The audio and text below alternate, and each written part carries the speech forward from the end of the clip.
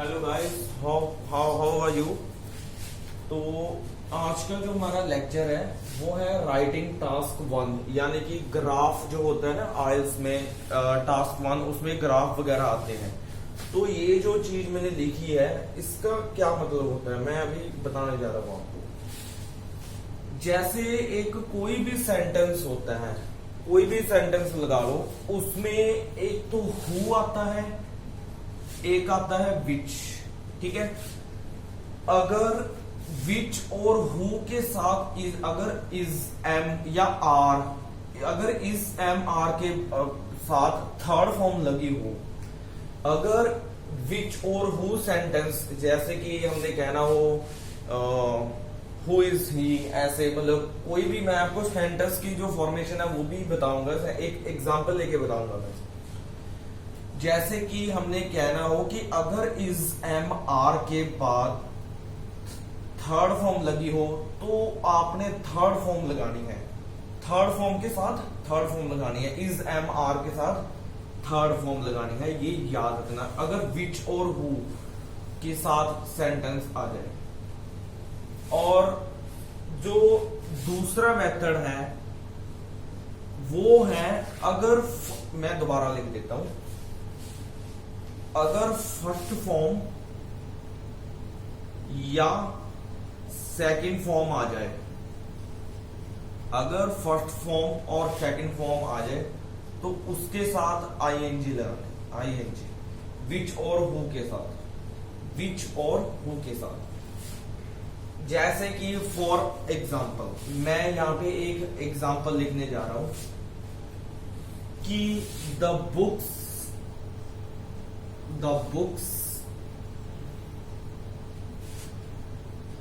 which give inspiration, the book which give inspiration, the books के यहां पे ये सेंटेंस टूटता है तो ये अगला सेंटेंस इसके साथ जुड़ जाता है। the books which give inspirations are preferred, PREFFERED, ये सेंटेंस है हमारा। सपोज करो ये एक डमी सेंटेंस है, ये एक डमी सेंटेंस है। The books which give inspiration are preferred. मैंने बताया था यहां पे, ये देखो ये विच यूज हो गया, विच के साथ मैंने कौन सी फॉर्म लगाने के लिए बोला था, फर्स्ट फॉर्म। ये गिव है, ठीक है, गिव के साथ यहां पे मैंने बताया था कि फर्स्ट फॉर्म के साथ आईएनजी, यहां पे विच जो है वो काट दिया जाएगा, विच रिमूव हो जाएगा, तो इसमें सेंटेंस आएगा द बुक्स के साथ गिविंग इंस्पिरेशन आर प्रिफर्ड। ठीक है, इसमें जो विच होएगा वो इसमें एलिमिनेट हो जाएगा। क्यों एलिमिनेट होएगा? क्योंकि ये रूल होता है, जैसे भी हम एक ग्राफ करते हैं आइल्स राइटिंग में, तो ये एक रूल होता है कि which give inspiration are preferred, which कटा जाएगा। मैं एक दोबारा सेंटेंस लिखता हूं यहां पे, ठीक है, हमने लिखा था the books which give inspiration are preferred, ये आ जाएगा द बुक्स कोमा हट जाएगा, the books giving inspiration, the books giving inspiration are preferred, ये आ गया हमारा सेंटेंस। इसको कहते हैं मॉडिफिकेशन, यानी कि चेंजेस, इसके ही बैंड लगते हैं। ये एक प्रोफेशनल सेंटेंस बन गया, विच काट के हमने आईएनजी लगा दी। तो वो दो रूल याद रखना, is am are plus third form के साथ थर्ड फॉर्म और फर्स्ट फॉर्म सेकंड फॉर्म के साथ आईएनजी। तो ये हमारा सेंटेंस है। हम ऐसे ही सेंटेंस बनाते हैं ग्राफ, जैसे कोई, मैं आपको ग्राफ भी एक करके दिखाऊंगा। तो ये आज ग्राफ की प्रैक्टिस है, तो इसलिए द बुक्स गिविंग इंस्पिरेशन, विच यहां पे था वो काट दीजिए। ऐसा नहीं है कि ये जो सेंटेंस है विच वाले के साथ ये गलत है, ये गलत नहीं है, ये एक वैरायटी है, वैरायटी है। The books giving inspiration are prefer. ठीक है, चलो जी। वो भी जो दूसरा मेथड क्या है, जो दूसरा मेथड है कोई भी ग्राफ को मेंशन करने का, जैसे कि हमने पढ़ा कि जैसे कि ये एक लाइन ग्राफ, जैसे कि एक लाइन ड्रॉ कर लो। ठीक है, ये ऐसे हमने एक लाइन ड्रॉ करी, ये हमने एक लाइन ड्रॉ करी, यहां पे हमने एक ईयर मेंशन किया 2005 to 2010। ठीक है, ये सेल है, किसी चीज की भी सेल लगा लो, मैं डमी सेंटेंस लिख रहा हूं, ये सेल है, ये सेल है 2005 में स्टार्ट हुई और 2010 में खत्म हुई। ठीक है, अभी इसको डिफाइन करने का क्या मेथड है, हमने एक लाइन ड्रॉ की, जो सेल है वो 2005 में स्टार्ट हुई और 2010 में खत्म हुई। ठीक है, इसको हम कैसे लिख सकते हैं, ये प्रैक्टिस से होएगा।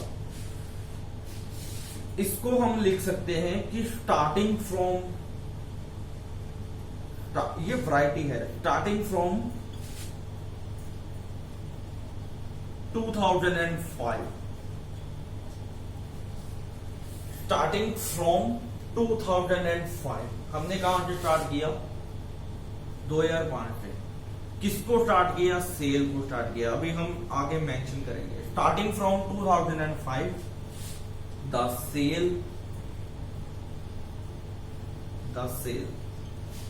अच्छा रोज, राइस की सेकंड फॉर्म क्या होती है, रोज। जो सेल है वो बढ़ गई, 2010 में बढ़ गई, 2005 से स्टार्ट हुई और 2010 में बढ़ गई। Starting from 2005 the sale rose to, कितनी रोज हो गई, हम एक यहाँ पे मेंशन भी कर देते हैं, 10% वो हो गई, रोज हो गई, 10% सेल बढ़ गई। 5 साल में सेल 10% बढ़ गई। Starting from 2005 the sale rose to 10%, the sale rose to 10% in 2010। ये हमारा सेंटेंस बन गया। ग्राफ जैसे एक होता है ना कि एक ग्राफ बन के आता है, बहुत टाइप्स के ग्राफ होते हैं, वो मैं बताऊंगा, टाइप्स भी बताऊंगा आपको ग्राफ के। ये तो आज हम एक शुरुआत की है कि ग्राफ को डिफाइन कैसे करना होता है। तो 2005 में सेल स्टार्ट हुई, 10% सेल बढ़ी 2010 तक। तो हम इसको कैसे लिख सकते हैं, starting from 2005 the sale rose to 10% in 2010। ठीक है, इसको एक मेथड और है, और हम कैसे मॉडिफाई कर सकते हैं, और कैसे मॉडिफाई कर सकते हैं। ठीक है, एक तरीका और है, एक तरीका और है। हमने बोला था कि स्टार्टिंग फ्रॉम 2005। ठीक है, जैसे कि हमने कहना हो ये जो सेल है ना, सेल, ये सेल है, ये पहले तो 2010 में बढ़ी, फिर बढ़ी, उसके बाद इससे पहले 2005 में कम हो गई। तो इसको हम कैसे लिख सकते हैं, ठीक है, इसको हम कैसे लिख सकते हैं, ये ध्यान से लिखो। हमने लिखा कि द सेल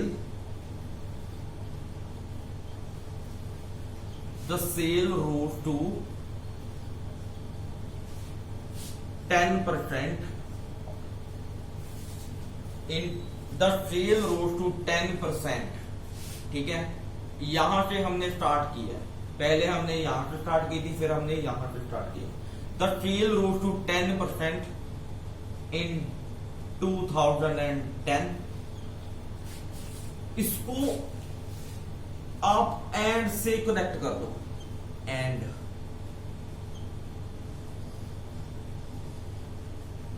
से कनेक्ट कर दो। पहले क्या हुई, पहले सेल 2010 में बढ़ी, आपने बैक जाना है। The sale rose to 10% in 2010 and decline हुई ना, एंड डिक्लाइंड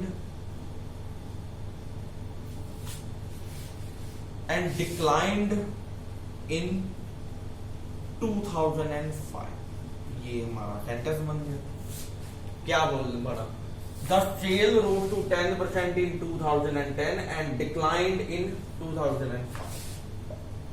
ठीक है, ये हमारा तरीका होता है कोई भी सेंटेंस बनाने का किसी भी ग्राफ में।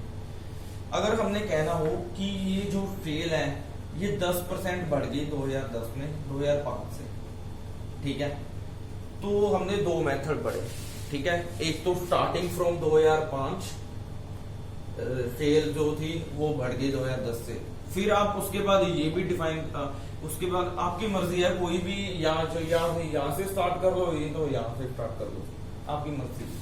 तो ये आज की हमारी ये एक सिंपल ग्राफ की एक इंट्रोडक्शन थी कि हम एक ग्राफ में सेंटेंस मेकिंग कैसे बना सकते हैं।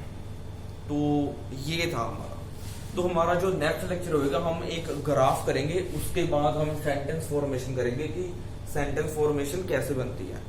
ठीक है, तो आज का जो हमारा ये लेक्चर था वो सिर्फ बस इतना ही था। मैंने सिर्फ ये बताना था कि ग्राफ को यूज कैसे करते हैं, सेंटेंस कैसे बनाते हैं। तो thank you so much for your patience and please subscribe my YouTube channel. So thank you so much. Okay.